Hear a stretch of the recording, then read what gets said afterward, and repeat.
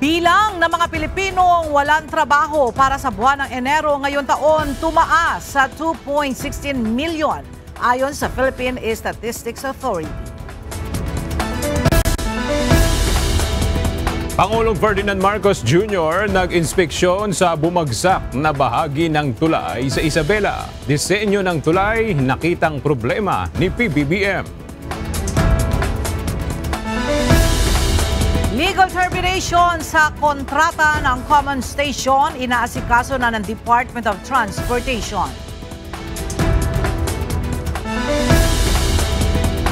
Lakas CMD at Nationalista Party kinilala ng Commission on Elections bilang dominant majority at minority parties. Issue ng umano'y ghost beneficiaries ng Senior High School Voucher Program ng Department of Education, iniimbestigahan na sa Kamara.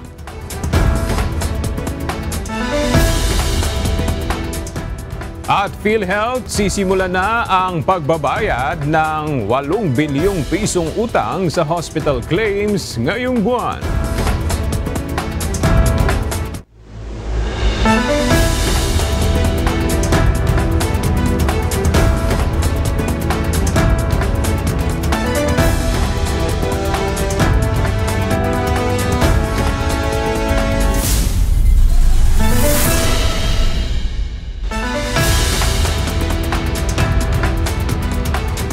Magandang tanghali mga kasangbahay. Ngayon po ay araw ng Huwebes, March 6, 2025. Tayo po ay sabayang napapakinggan sa Radyo La Verdad 1350, ang UNTV Radio. At una sa mga balita ngayong tanghali. Tumaas ang bilang ng mga Pilipinong walang trabaho na naiulat para sa buwan ng Enero ngayong taon base sa pinakabagong ulat ng Philippine Statistics Authority. Base sa latest report ng Philippine Statistics Authority, tumaas sa 2.16 million ang bilang ng mga Pilipinong walang trabaho para sa January 2025 na mas marami kung ikukumpara sa 1.63 million na naiulat noong December 2024. Mula sa Quezon City, may report si Jed Neresina live.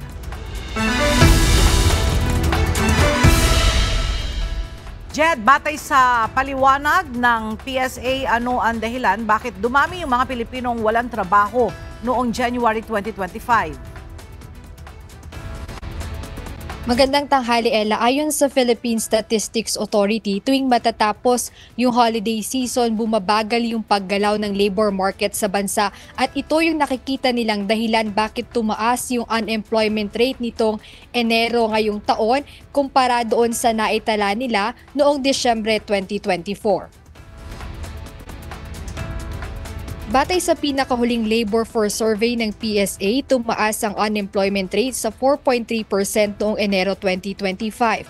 Mula ito sa 3.1% noong Disyembre 2024. Pagdating sa bilang, umabot sa 2.16 million ang walang trabaho noong Enero na mas mataas kumpara sa 1.63 million noong Disyembre. Samantala, bumaba naman ang employment rate sa 95.7% mula sa dating 96.9%. Sa kabuuan, mayroong 48.49 million Filipinos ang may trabaho noong Enero, mas mababa kumpara sa 50.19 million noong Disyembre. Paliwanag ng PSA, ang pagbaba sa employment rate ay maaaring resulta ng pagtatapos ng seasonal jobs na madalas makikita tuwing holiday season. Ilan sa mga sektor na naapektuhan ay ang wholesale at retail trade, manufacturing at accommodation services. Samantala, lumobo rin ang underemployment rate sa 13.3% mula sa 10.9% noong Disyembre. Nagpapakita ng pagtaas ng bilang ng mga manggagawang naghahanap ng mas mahabang oras ng trabaho o mas mataas na kita ang mga pasok sa underemployment rate. Ela, sa kabuuan, makikita na mayroon ngang pagbaba doon sa employment rate at pagtaas naman doon sa bilang ng mga walang trabaho pagpasok ng Enero ngayong taon. Ayon sa PSA, ganito talaga yung karaniwang pattern o trend kapag matatapos na yung holiday season dahil marami ring mga temporary jobs ang natatapos kapag ganitong mga buwan o panahon. Ayan muna ang update, balik sa'yo, Ella. Salamat, Jed Naresina. May mahigit sa 2,000 job openings na iniaalok ang Clark Development Corporation para sa ICT, BPO, manufacturing, turismo at healthcare. Kabilang sa mga posisyong bakante ang engineer, technician, warehouse worker, bus driver, hotel staff at casino dealer. Para sa mga interesadong mag-apply, maaaring magpasa ng kanilang aplikasyon sa jobs@clark.com. Idineklara ni Pangulong Ferdinand Marcos Jr. ang buwan ng Mayo kada taon bilang Ease of Doing Business Month upang gawing mas business-friendly ang bansa. Inatasan ng Pangulo ang Anti-Red Tape Authority o ARTA na manguna sa selebrasyon at ipatupad ang mga programa at aktibidad. Hinikayat din ng pamahalaan ang mga nasa local government units, NGOs at pribadong sektor na makiisa sa naturang inisyatibo para sa mas mabilis at episyenteng serbisyo publiko. Bilang pakikiisa sa selebrasyon ng Women's Month ngayong Marso, magkakaloob ang Land Transportation Office o LTO ng libreng theoretical driving course para sa mga kababaihan. 2 batch ng libreng theoretical driving course ang bubuksan ng LTO na nakaschedule sa March 11 hanggang March 12. Gayon din sa March 13 hanggang 14. Kada batch ay tatanggap ng 50 participants. Para sa mga interesado, bisitahin ang official Facebook page ng LTO at i-scan ang QR code para makapagparehistro. Isinasaayos na ngayon ng Department of Transportation na DOTR ang legal termination ng kontrata sa konstruksyon ng common station sa Quezon City. Ayon kay Department of Transportation Secretary Vince Dizon, wala pang natatapos sa naturang proyekto. Mula sa Quezon City, alamin natin na detalye kay JP Nunez live.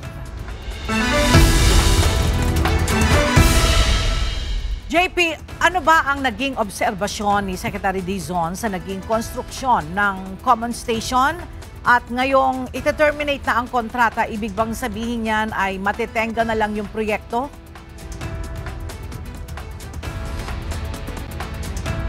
Ella, ayon nga kay Transportation Secretary Vince Dizon, ay sobrang tagal na ng proyekto ng common station pero nung naobserbahan niya ay tila wala pa rin natatapos. Sa ngayon, ang hakbang daw na gagawin nila ay i-terminate muna yung kasalukuyang kontrata. Pagkatapos nun, hahanap sila ng bagong kontraktor. Wala namang nabanggit kung tuluyang matitenga yung proyekto. Pero ang target nila sana kapag nakahanap ng bagong kontraktor ay mas mapabilis pa yung konstruksyon nitong common station. Inaayos na daw ng Department of Transportation o DOTR ang legal termination ng kontrata ng konstruksyon ng common station sa North Avenue sa Quezon City. Noong Lunes, nagsagawa dito ng inspeksyon si DOTR Secretary Vince Dizon. Tinawag niyang frustrating o nakakadismaya ang kanyang mga nakita sa loob ng common station. Halos wala pa anyang natatapos dahil may mga bakal na kinakalawang na at nakakalat lang sa construction site. Wala din anyang mga nagtatrabaho sa loob nito.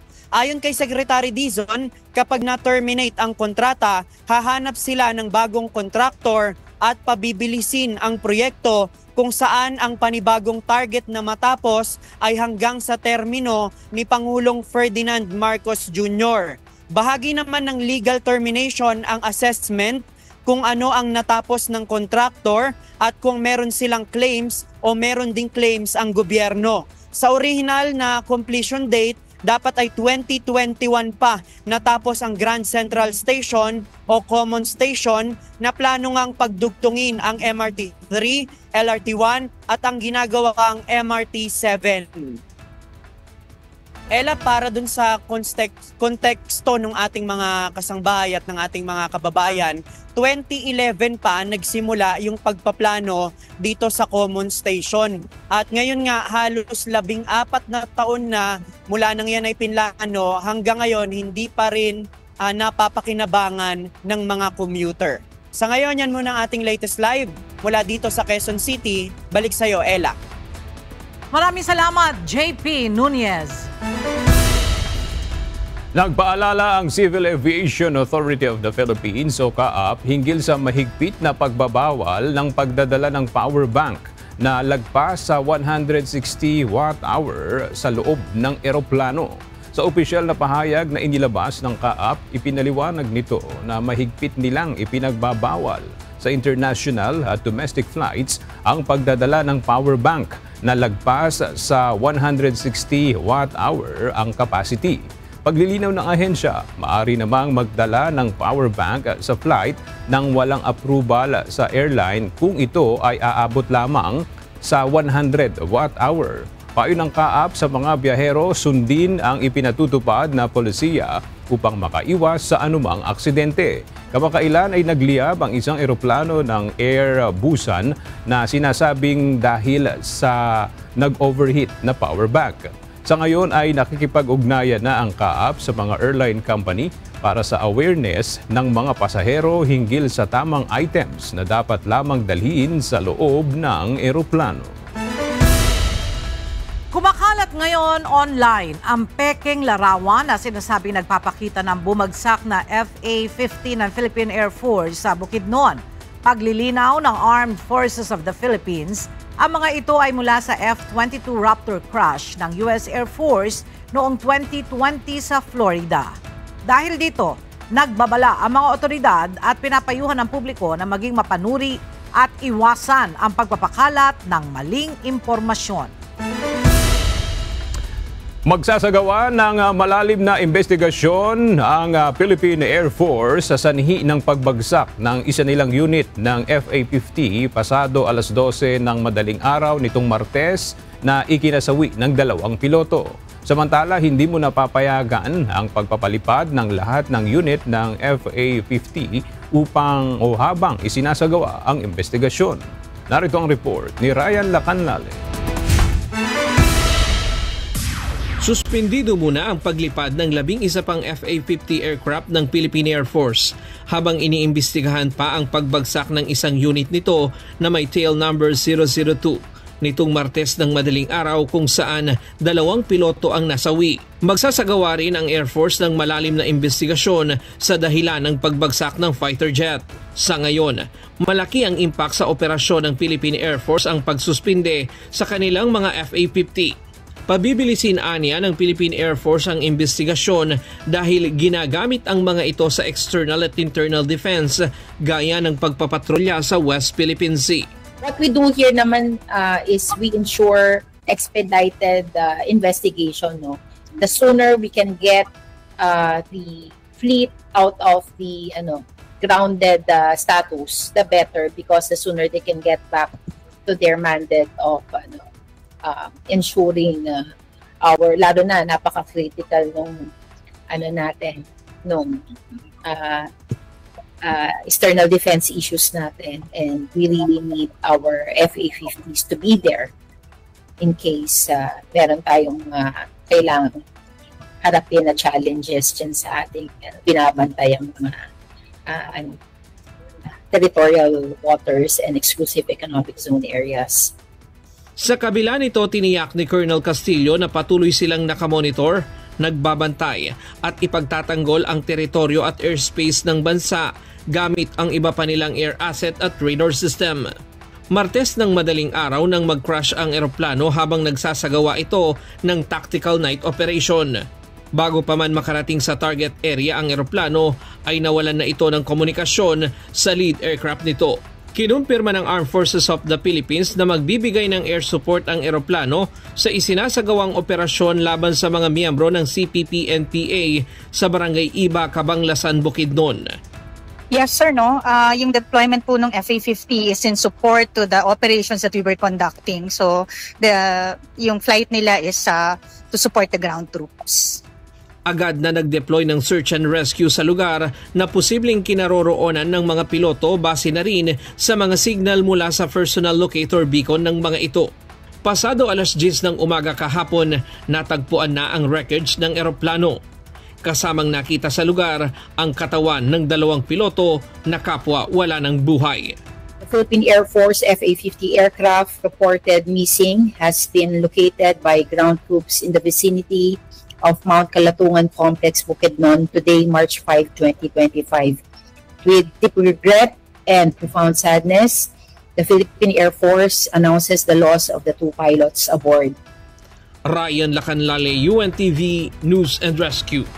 Diyos ang aming sandigan, serbisyo publiko ang aming pinahahalagahan. Personal na nagtungo si Pangulong Ferdinand Marcos Jr. sa lalawigan ng Isabela ngayong araw upang mag-inspeksyon sa gumuhong bahagi ng Kabagan Santa Maria Bridge. Kasunod ito ng isinasagawang investigasyon sa dahilan ng pagbagsak nito at matukoy kung sino ang mga may pananagutan sa insidente. At para sa detalye, may report si Nel Maribuhok live.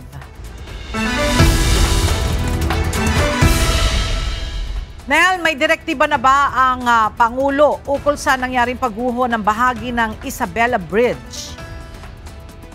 Yes, Ella, una ang nakitang problema ni Pangulong Ferdinand Marcos Jr. ay ang disenyo ng Isabela Bridge. Ito ang inihayag ng Pangulo ng kanyang inspeksyonin kanina bahagi ng gumuhong Kabagan Santa Maria Bridge. Halos 30 minuto ang Pangulo sa lugar kung saan kasama niya mismo si Department of Public Works and Highway Secretary Manuel Bonoan. Ayon sa Pangulo, nais na muna niyang maiayos ang tulay. Sa kanyang nakikita, ang responsable rito ay ang nagdisenyo ng Isabela Bridge.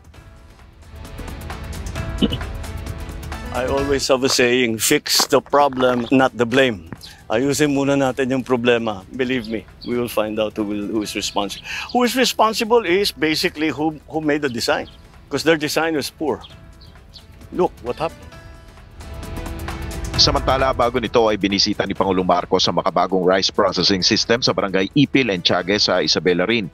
Inaasahan na magpapabilis ito sa proseso ng paggiling ng palay at post-harvest operations ang nasabing rice processing system. Layunin ng programa na pababain ang gastos sa produksyon at bawasan ang pagkalugi sa ani. Yan muna ang ating update. Balik sa Ella. Maraming salamat, Nel Maribuhok. Imamandato ng Senado sa Bureau of Immigration na mag-report ukol sa kanilang deportation activities. Ito ay matapos makatakas kamakailan ang 3 pogo bosses matapos itong ipa-deport ng kawanihan. Narito ang report ni Asher Cadapan Jr. Dismayado rin si Senador Sherwin Gatchalian sa mga proseso ng deportasyon ng Bureau of Immigration. Kasunod ito ng pagsisiwalat ni Senador Risa Ontiveros na 3 boses ng Philippine Offshore Gaming Operator o POGO ang nakatakas matapos ipa-deport ang mga ito ng kawanihan pabalik sa China. Ayon kay Gatchalian, dapat ay may koordinasyon sa pagitan ng pamahalaan ng Pilipinas at China sa pagbabalik ng POGO deportees. Dapat rin niya ay ang embahada ng China o Pilipinas ang bumibili ng flight ticket at hindi ang mga deportee gaya ng iniulat ng BI sa pagdinig ng Senado. I think common sense na itong mga POGO bosses na may pera, mayroong koneksyon, meron silang kakayahan na tumakas. No? Kaya hindi dapat, first place, hindi natin pinayagan na sila bumili ng ticket. At dapat sinigurado natin na informed yung Chinese counterpart. No? Siguraduhin na pagdating doon, makukulong dahil may mga nakita akong pictures sa mga ibang dineport natin. Pagdating doon, naka-handcuffs eh. No? Diretso sila sa kulungan. So ito, dapat ganun ito. No? Bakit hindi nila ginawa? Hindi naman maialis sa isipan ng senador na may sabwatan na nangyayari sa loob ng immigration. Bunsod nito, nais rin niyang magsagawa ng investigasyon kabilang na mga kaukulang ahensya ng pamahalaan. I think after this incident, we should urge the BI to be transparent sa lahat ng kanilang mga deportees. No, we should mandate them to report to us. No, kung ano ba yung nangyari dito sa mga deportation activities nila. Itong recent incident is parang parang eye-opener na pati deportation proceedings merong problema o merong nangyaring hindi maganda. Tinitingnan naman ng mamabata sa magpalabas rin ng resolusyon para atasan ng immigration na mag-ulat sa Senado. Suportado rin ito ang babala ni Ontiveros na balasahan sa mga opisyal ng naturang ahensya.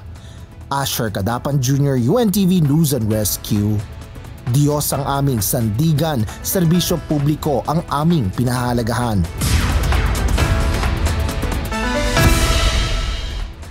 Naglabas na ng resolusyon ang Commission on Elections kung saan kinilala bilang dominant majority party ang Lakas CMD habang dominant minority party naman ang Nacionalista Party o NP kaugnay ng paparating na halalan sa Mayo. At para sa detalye, makibalita tayo kay Benedict Samson live.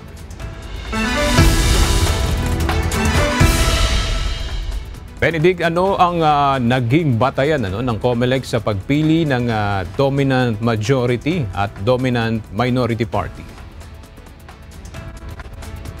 Magandang umaga, Aga. Ang isa nga sa pinagbatayan ng Commission on Elections ay sa pagpili nito nga magiging dominant party at dominant majority at dominant minority party ay yung kung gaano na nga ba ito katagal. At ayon nga sa COMELEC ay mayroon itong katumbas na 10 points. Ayon sa COMELEC, isa rin sa pinagbatayan yung dami ng incumbents, dami ng pinapatakbo, gaano karami ang kababaihan na tumatakbo at ang may mga posisyon sa naturang political party. Sa inilabas na COMELEC Resolution number 11119, kinilala nga bilang dominant majority party ang Lakas CMD at dominant minority party naman ang Nacionalista Party.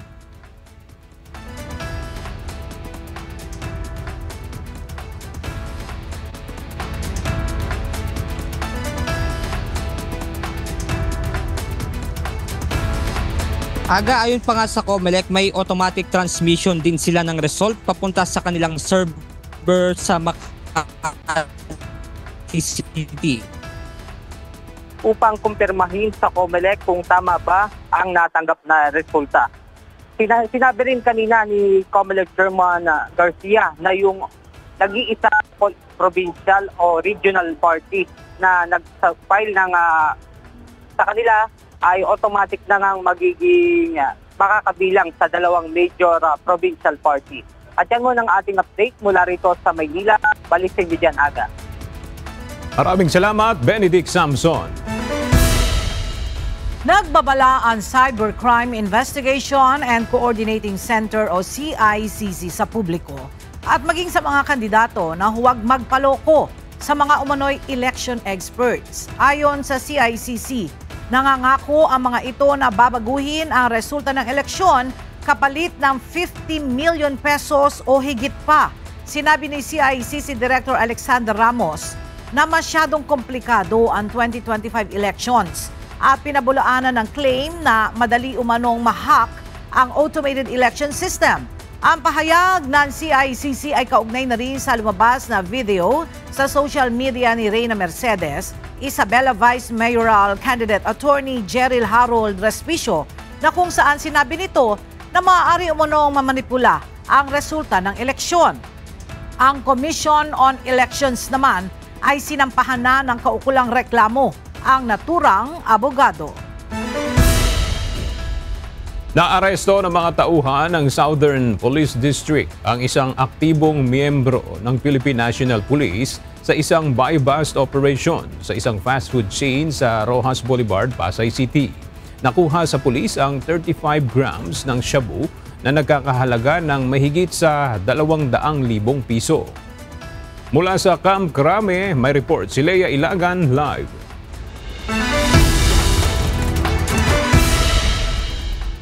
Lea, saan ba nakatalagay ang pulis na yan at nasampahan na ba siya ng kaso? Magandang tanghali sa iyo, Aga. Nakatalaga ang nahuling pulis sa Angeles City Police Station sa Pampanga. Base nga sa report ng National Capital Region Police Office, nagsagawa ng buy-bust operation ang District Drug Enforcement Unit ng Southern Police District laban sa itinuturing na high-value target. Matapos na maaresto na kilala ng mga operatiba ang suspect na isa palang aktibong police corporal. Nakumpiska sa police corporal ang nasa 35 grams ng shabu na nagkakahalaga ng mahigit sa 200,000 pesos, 2 cellular phones, PNP ID, Glock 17 issued firearms, mga bala at 1,900 peso bill. Ang suspect aga na pulis ay mahaharap sa kasong paglabag sa Section 5 o selling at Section 11 possession ng Republic Act 9165 o Dangerous Drugs Act of 2002. Aga? Maraming salamat, Leia Ilagan. Wala pa ring malinaw na panahon kung kailan tatalakayin ng Senado ang impeachment ni Vice President Sara Duterte.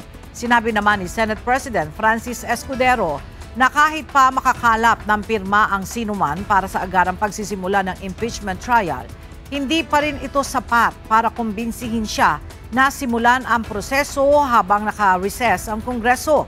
Iginigiit naman ng isang kongresista na isa sa mga endorser ng impeachment complaint, paglabag sa saligang batas ang pag-antala sa paglilitis sa pangalawang Pangulo. Narito ang report ni Rosalie Coz. Labag na sa batas ang pag-antala sa impeachment trial laban kay Vice President Sara Duterte. Ito ang paniniwala ngayon ni House Deputy Minority Leader, ACT Teachers Party List Representative Franz Castro. Makalipas ang isang buwan mula nang i-transmit ng House of Representatives ang Articles of Impeachment sa Senado. Kamakailan, inilabas ni Senate President Francis Escudero ang proposed timeline nito para sa paglilitis na posibleng pasimulan sa July 30. Ayon kay Escudero, kahit ilan pang pirma ay walang magagawa upang baguhin ang batas o di kaya ay kumbinsihin siyang labagin ito para lang i-convene ang impeachment court gayong nasa recess ang Kongreso o di kaya ay basta baliwalain na lang ang mga kondisyon nito, bagay na mariing tinututulan ng mga mambabatas na nagsusulong ng impeachment. Well, actually, nag-violate na sila sa Constitution eh. Diba? Dapat fourth read na nga eh. Yung fourth read nga yung sinasabi. Immediately, kahit yung ating mga constitutionalist, yung mga law experts, dapat talaga hinarap na ng Senado itong impeachment. Ayon sa mga naghain ng impeachment complaint, dapat sundin kung ano ang nakasaad sa konstitusyon, partikular na sa Section 3.4 ng Article 11 ng 1987 Constitution. Nakasaad dito na kung ang resolusyon sa impeachment ay iniharap ng 1/3 man lamang ng lahat ng mga mambabatas, iyon ay dapat bumuo sa Articles of Impeachment at dapat sundan ng paglilitis ng Senado. Kaya sa tanong kung sino ba ang maituturing na lumalabag sa konstitusyon, ang sagot ni Congresswoman Castro. Well, dahil sa SP lang yung nagsasalita, siya. At tingin ko naman, baka naman kasi meron din siyang mga, meron din siyang advice din sa mga members ng Senate. Kasi parang kumbaga siya ang presidente, siya yung nagiging spokesperson ng lahat ng mga senador. Baka meron ding pressure sa kanya. Sa ngayon, nagbabalak ang mga endorser at complainant ng impeachment na muling magpulong upang kalampagin ang Senado. Samantala, sinabi naman ni Senator Sherwin Gatchalian na bagaman sang-ayon siya na magpatawag ng all-member caucus ang Senado para pag-usapan ang issue gaya ng normal nilang ginagawa sa pagpasa ng batas, hindi ito posible sa Articles of Impeachment. Dapat basahin sa floor para formally ma-inform yung body. Dahil kung hindi formally ma-inform yung body, hindi alam ng Senate members formally. Wala pang nangyayaring ganyan na action. No? So, but because nga yung timing was off, no? Binigay sa atin last day of the session day and a few hours na lang before adjournment, hindi na nabasa on the floor. No? So, kung nabasa yan on the floor, then the process will start. I agree with the timeline. In fact, Sa panig naman ni Senator Cynthia Villar, sinabi itong hindi maaaring basta nalang diktahan ni Senate President Escudero ang mga senador gaya ng panukala ni Senator Coco Pimentel na dapat ay huwag i-prioritize sa mga incumbent senators ang kampanya para lang simulan ng impeachment trial. Can you tell that to the senators? Can the Senate President tell that to the senators? 24 independent republics. So, baka sa House kaya kasi meron silang pakinabang. But the Senate, you don't buy the senators. They have their own mind. Rosalie Coz, UNTV News and Rescue. Diyos ang aming sandigan, serbisyo publiko ang aming pinahahalagahan. Bumisita si Vice President Sara Duterte sa burol ng isang sundalong nasawi matapos ang engkwentro sa teroristang grupo ng New People's Army. Sa mga larawang ibinahagi ng Office of the Vice President, personal na nakiramay si VP Sara sa naiwang pamilya ni Corporal Rovig June Boniao ng Philippine Army. Nakaburol ang mga labi ng sundalo sa kanilang tahanan sa Aloran, Misamis Occidental. Ayon sa Vice Presidente, nakakalungkot isipin na naulila ng sundalo ang kanyang pamilya dahil sa isang gera na resultaan niya ng baluktot na ideolohiya ng mga NPA. Inihayag ni dating Executive Secretary Vic Rodriguez at petitioner laban sa 2025 General Appropriations Act o 2025 GAA na ipinag-utos ng Korte Suprema na dumalo sa oral arguments sa Baguio City si House Committee Chairperson Representative Stella Kimbo. Nakatakda itong isagawa ng 3 magkakasunod na araw. Ang detalye sa report ni Dante Amento. Ipinag-utos ng Korte Suprema na dumalo sa oral arguments ng petisyon kontra sa 2025 General Appropriations Act o 2025 GAA ang chairman ng House Committee on Appropriations na si Marikina 2nd District Representative Stella Kimbo. Paliwanag ni Rodriguez, si Kimbo ang umamin na may blanco sa bicameral report ng 2025 GAA. Si Kimbo ang nag-admit na may blanco pero sinabi niya ito raw ay ministerial at iniwan na lang nila para sa mga miyembro ng technical working group, yung mga empleyado ng Senado at ng mababang kapulungan to fill in the blanks in the bicameral conference committee report. And I think the court would want to be clarified regarding her statement of admission and at the same time pointing to the members of the technical working group as the one who filled in those blanks. Bukod kay Congresswoman Kimbo, dapat din na dumalo ang Technical Working Group ng Senado at House of Representatives. Wala namang reaksyon dito si Congresswoman Kimbo. Sabi naman ni ACT Teachers Party List Representative Franz Castro na dapat lang naharapin ito. Well, para sa amin na sa Makabayan, edi tama lang na harapin nila yon para magkaroon na rin talaga siguro ng jurisprudence or ng desisyon ang Supreme Court kaugnay doon sa BICAM kasi hindi nagiging transparent kasi ang BICAM. So sa pamamagitan nitong petition na ito at yun nga kailangan nilang humarap doon para makita talaga yung truth behind doon sa binabanggit ng mga petitioner na tungkol doon sa mga blanco. Ayon pa kay Rodriguez, puspusan ang kanilang paghahanda sa oral arguments. Pangungunahan naman ng Office of the Solicitor General ang pagtatanggol sa panig ng mga respondent. Samantala sa halip na isang araw lang ang oral arguments, nagdesisyon niya ang Korte Suprema na gawin itong 3 araw na tuloy-tuloy mula April 1 hanggang 3 sa Baguio City. Ayon sa petitioner na si dating Executive Secretary Attorney Vic Rodriguez, naniniwala siyang kulang ang isang araw lang sa dami ng dapat talakaing issue sa petisyon. Tuloy ang oral argument sa April 1 and the court allotted 2 more extra days because they think one day will not be enough to discuss our petition. Sa dami ng dapat talakayin and perhaps because of the very difficult nature of understanding the budget process flow and as well as the entire budget itself, yung aming remains na issue, 4 na issues yun na constitutional issue. Dante Amento, UNTV, News and Rescue. Diyos ang aming sandigan, serbisyo publiko ang aming pinakahalagahan. Sisimula na ng Philippine Health Insurance Corporation ang pagbabayad sa utang nitong hospital claims 15 araw mula ngayon. Ayon kay PhilHealth President and CEO Dr. Edwin Mercado, sa ngayon ay inaayos na nila ang listahan dahil mayroon ring mga denied claims. Mula sa Pasig City, makibalita tayo kay Mia Alonzo live.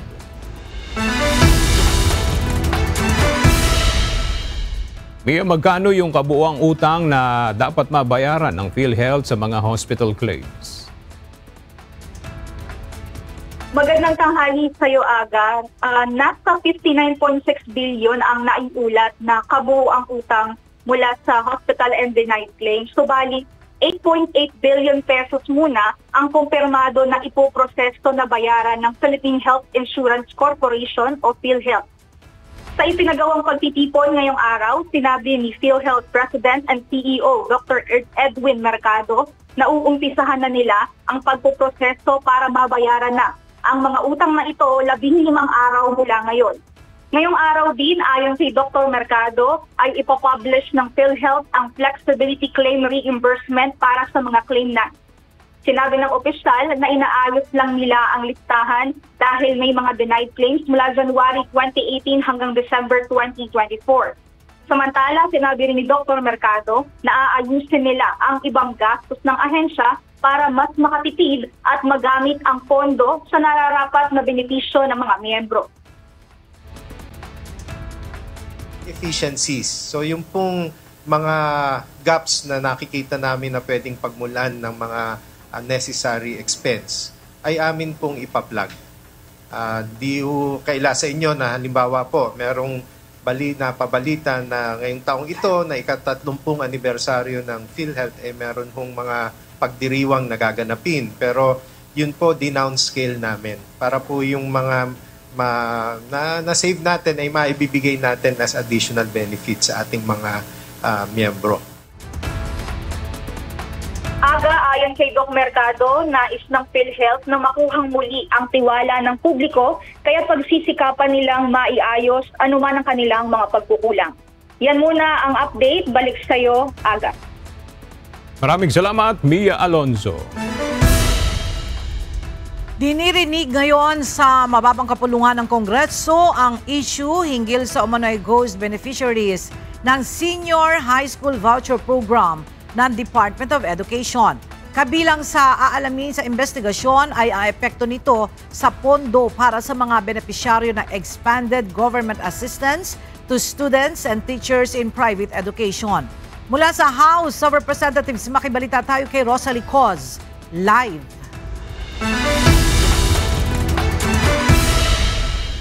Rosalie, ano na ang update sa pagdinig ng Kamara kaugnay ng ghost beneficiaries sa SHS Voucher Program ng DepEd? Ella, nagtungo dito ngayong araw sa House of Representatives ang ilang kawani ng Department of Education o DepEd para i-brief ang House Committee on Basic Education and Culture kaugnay nga nitong mga aligasyon sa ghost beneficiaries sa Senior High School o SHS Voucher Program. Kabilang sa mga inimbitahan ng mga opisyal at kawani ng private schools na sangkot umano sa umano'y irregularidad. Layo ng briefing na tukuyin kung ano ang aksyon ng DepEd para maiwasang maulit ang ganitong anomalya. Gayon din kung magkanong pondo para sa mga benepisyaryo ng Expanded Government and Assistance to Students and Teachers in Private Education o EGASPE ang naapektuhan dahil sa issue. Tumutukoy ang SHS Voucher Program sa tulong na ipinagkakaloob ng DepEd sa piling senior high school students para makapag-aral sa mga pribadong paaralan. Nagkakahalaga ang voucher ng 14 to 22,000 pesos. Batay sa ulat, 1.28 million ang benepisyaryo ng SHS Voucher Program ng DepEd noong 2024. Subalit napag-alamang mayroong 12 private schools ang meron umanong ghost beneficiaries.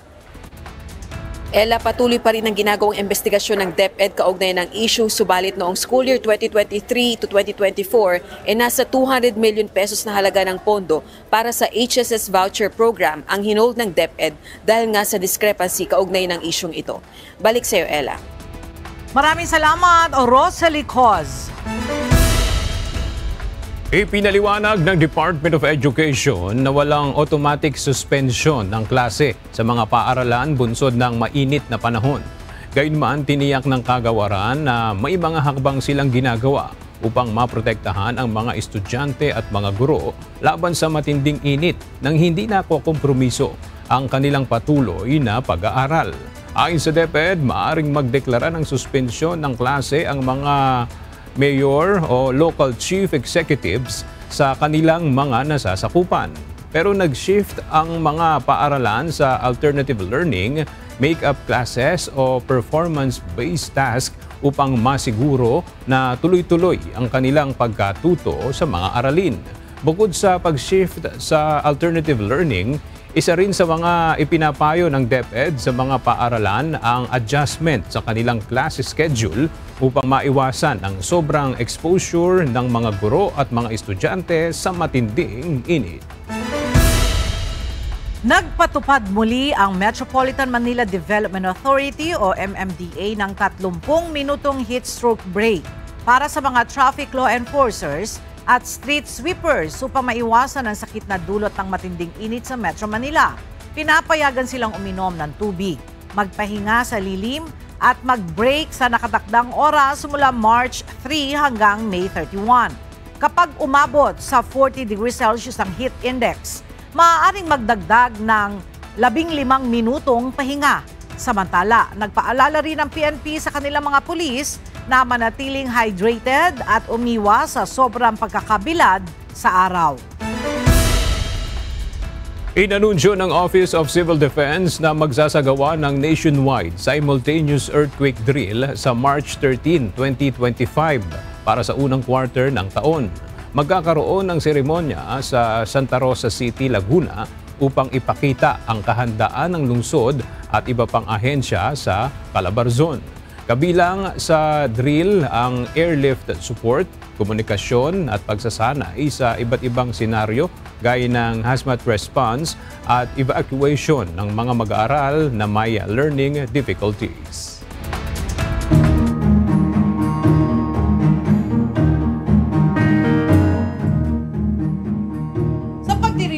Ng National Women's Month, isinusulong ng isang barangay sa Taytay, Rizal ang isang livelihood program para sa mga nanay. Layo ng programa na matulungan ang mga kababaihan sa lugar na magkaroon ng dagdag na mapagkakakitaan. Narito ang report ni Jenica Cruz.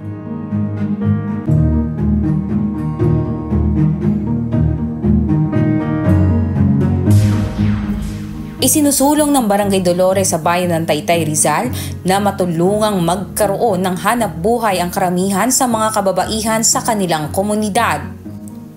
Dahil may malaking populasyon ng kanilang lugar, nais ng pamunuan ng naturang barangay na matulungang magkaroon ng dagdag na mapagkakitaan ang nasabing sektor.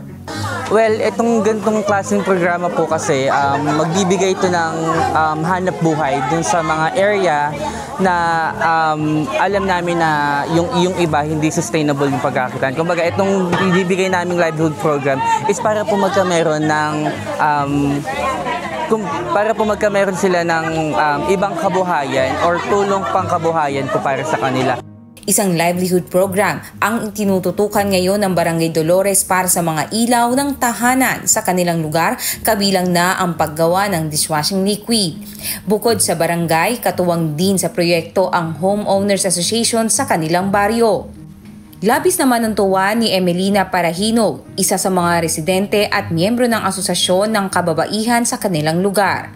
Nagpapasalamat ito at nabigyan siya ng pagkakataon na kumita na makakatusto sa kanilang pang-araw-araw na pangangailangan. Bali po, pangatlo na po ito kasi yung una namin is longganisa, chicharon, tapos ito po gawin namin pangatlo. Okay po para sa akin kasi lahat naman po siya ginagamit. Pang masa. Malaking tulong po ito sa kababaihan. Nakakatulad ko sa isang grupo namin dahil kahit saan mo i-market, nabebenta po kasi kailangan lahat ng tao. Lalo sa mga kababaihan, magiging earner na rin sila sa bahay nila. Kasi mga kababaihan namin dito, sumba, taong bahay. Pero syempre kaya malaking advantage sa kanila ngayon, magkakaroon na sila ng income. Additional income sa kanila yan na dagdag yan sa makakaabalahan nila at kikita pa sila. Jenica Cruz, UNTV News and Rescue. Diyos ang aming sandigan, serbisyo publiko ang aming pinahahalagahan. Pinag-iingat ngayon ng Bulacan Public Health Office ang publiko hinggil sa banta ng food poisoning at sakit na diarrhea na maaring mauso ngayong nagsisimula ng maramdaman ng mainit na panahon. Ayon sa mga eksperto, karaniwan itong nakukuha mula sa maruming pagkain at inumin. Mula sa Malolos, Bulacan, may report si Nestor Torres live.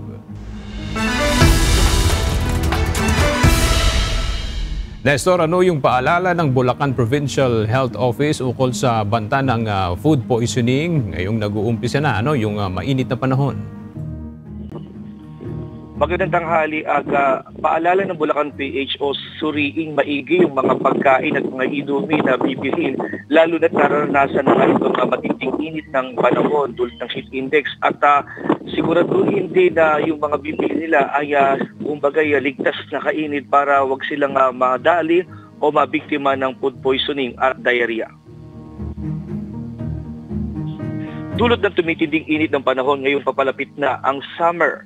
Naalarma ngayon ang Bulacan Public Health Office sa iba't ibang sakit na maaaring makuha dulot ng matinding init. Pangunay na dito ang diarrhea at food poisoning. Ayon kay Pat Alvaro Castro, spokesperson ng Bulacan PHO, mahalagang matiyak na bago at ligtas ang pagkain at inumin na bibilhin. Siguraduhin din na maayos at malinis ang mga pagkain na inihahanda at mailagay ito sa tamang pag-iimbak. Anya, lalo na't pag ganitong kataas ang temperatura, madaling mapanis ang mga pagkain at mainitan ang mga tubig na delikadong mainom, lalo na ng mga bata at matatanda na maaaring pagmulan nga ng diarrhea at food poisoning. Paalala ng tanggapan ng PHO, palaging maging maagap, maging alerto. Kung talagang sobrang init ng panahon, dapat ay uminom ng maraming tubig, maghugas ng kamay at magpatingin o kumonsulta agad sa pinakamalapit na doktor sakaling may nararamdamang sakit gaya ng diarrhea at pagsusuka. Samantala, bukod sa diarrhea at food poisoning, ilan pa sa mga sakit na maaaring makuha sa mataas na temperatura ay ang heat index, ay ang heat cramps o pamumulikat sa sobrang init, heat exhaustion, dahil sa sobrang pagkapagod, heat stroke, sore eyes at sunburn. At yan muna ang ating latest slide mula dito sa Bulacan. Balik sa iyo, Aga. Maraming salamat, Nestor Torres.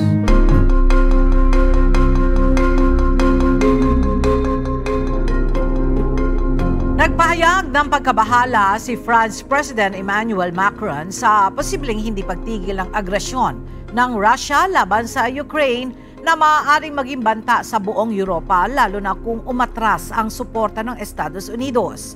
Hinikayat ni Macron ang Europa na patuloy na suportahan ang Ukraine at paghandaan ng posibleng pagbabago sa pandaigdigang seguridad, kabilang ang pagpapalakas ng depensa at posibleng pagpapalawig ng French nuclear deterrence. Kasabay nito, nahaharap din ang EU sa banta ng taripa mula sa US at ang posibleng pagbawas ng suporta nito sa Europa.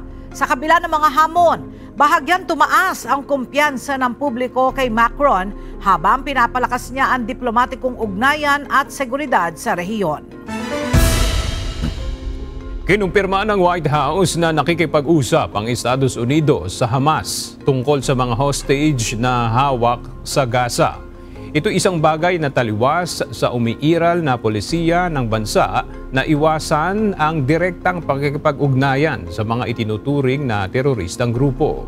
Ayon sa isang source, 2 direktang pagpupulong na ang isinagawa at kasalukuyang may mga pag-uusap na nangyayari sa Qatar upang talakayin ang pagpapalaya ng mga US hostage at isang posibleng kasunduan sa pagtigil ng labanan.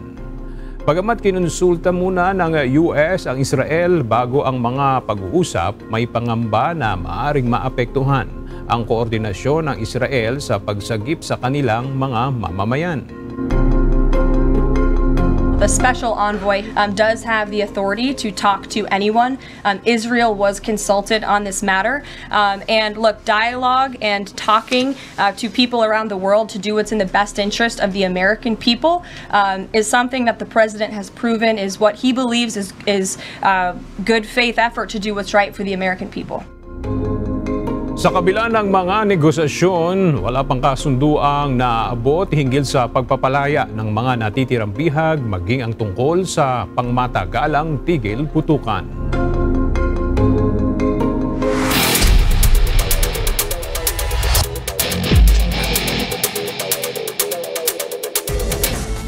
Balik aksyon na ang UNTV Volleyball League Season 3 matapos ang opening noong nakaraang February 9. Agad na nagpakitang gilas ang mga koponan sa kanilang laban kahapon sa Paco Arena kung saan dinomina ng DFA emissaries, PhilHealth, Consulta Health Insurers at BFP Lady Firefighters ang kanilang mga katunggali.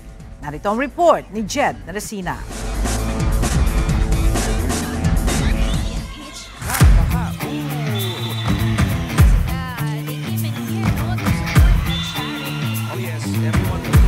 Matinding bakbakan sa volleyball court ang nasaksihan kahapon sa Paco Arena sa pagpapatuloy ng ikatlong season ng UNTV Volleyball League.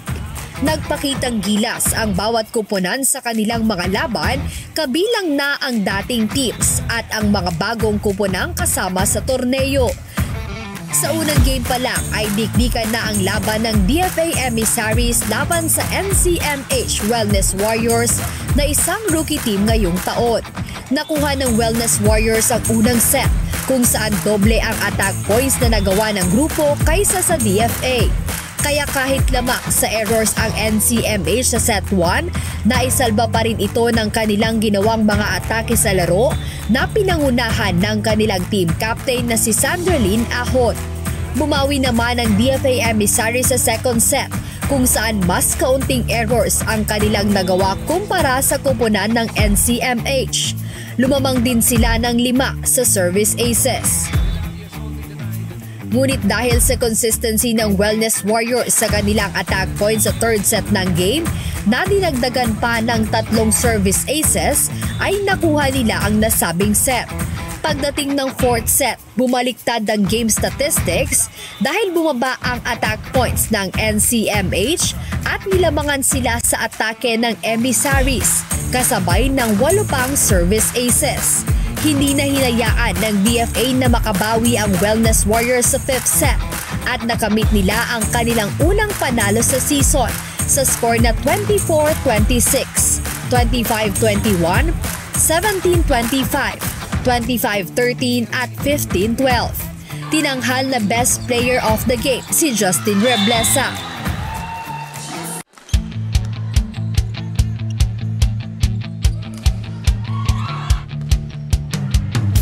Samantala, parehong rookie teams naman ang nagharap sa second game, kung saan hindi pinalampas ng PhilHealth Consulta Health Insurers ang pagkakataon at tinapos ang laban kontra NHA Home Masters sa isang malinis na 3-set sweep sa score na 25-16, 25-14 at 25-20. Dinomina ng PhilHealth ang laro sa pamamagitan ng service aces. Mas kaunti rin ang errors na nagawa ng health insurers kumpara sa Home Masters na dahilan para makuha nila ang unang panalo ng grupo ngayong season. Tinanghal na player of the game si Kang Rica na gumawa ng 16 points sa buong match.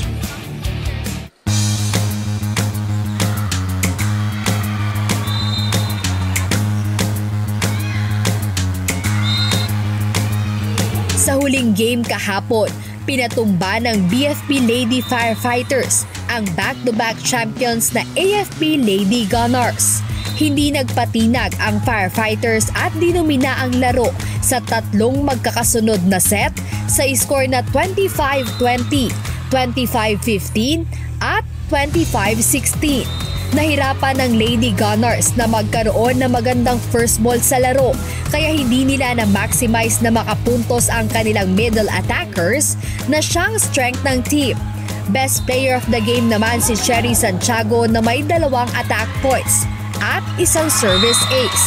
Nangunguna na ngayon sa team standing ang Lady Firefighters na may 2-0 win-loss record. Huwag palampasin ang mas matitinding sagupaan sa volleyball court dahil tuloy-tuloy ang aksyon sa UNTV Volleyball League Season 3. Abangan ang susunod na match schedule sa March 12, live mula sa Paco Arena, kung saan maghaharap sa Game 1 ang Comelec Suffragettes at NCMH Wellness Warriors. BFP Lady Firefighters kontra DFA emissaries naman sa Game 2. At NHA Home Masters at PNP Lady Patrollers sa Game 3. Mapapanood din ito via live streaming sa UNTV Sports Facebook at YouTube channel. Jed Neresina, UNTV News and Rescue. Diyos ang aming sandigan, serbisyo publiko ang aming pinahahalagahan.